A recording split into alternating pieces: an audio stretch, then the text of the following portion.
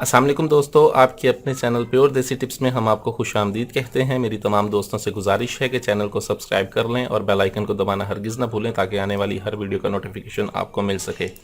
दोस्तों, आज का हमारा जो नुस्खा है वो ऐसे तमाम तर अफराद के लिए है जिनकी उम्र 35 साल से ऊपर है।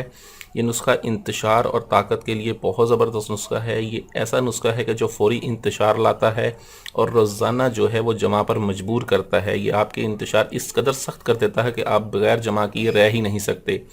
इस नुस्खे में जिन चीज़ों का इस्तेमाल है और ये नुस्खा कैसे इस्तेमाल करना है, तो चलते हैं वीडियो की जानिब। इसमें हमें सबसे पहले चाहिए होगी रेग माही। रेग माही आप ले लें 1 तोला, और उसके साथ दूसरी जो चीज़ हमें चाहिए वो है ज़ाफ़रान। ठीक है, ज़ाफ़रान आप खालिस लें। ठीक है, ज़ाफ़रान का हम इसमें इस्तेमाल करेंगे 1 तोला। ठीक है, हमें चाहिए होगा अंडा 1 अदद, और इसके साथ ही हमें चाहिए रोगन ज़ैतून।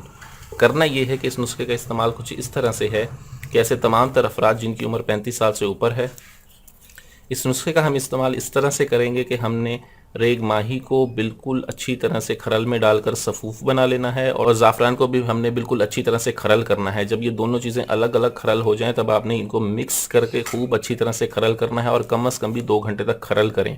जब ये 2 घंटे तक खरल करने के बाद दोनों चीज़ें यकजान हो जाएंगी, आपने इसे शीशे की बंद बोतल में डालकर महफूज कर लें जिसमें हवा ना जाए ताकि इसमें नमी पैदा ना हो। करना यह है कि आपने सर्दियों के ख़ास मौसम में 1 अंडा लें।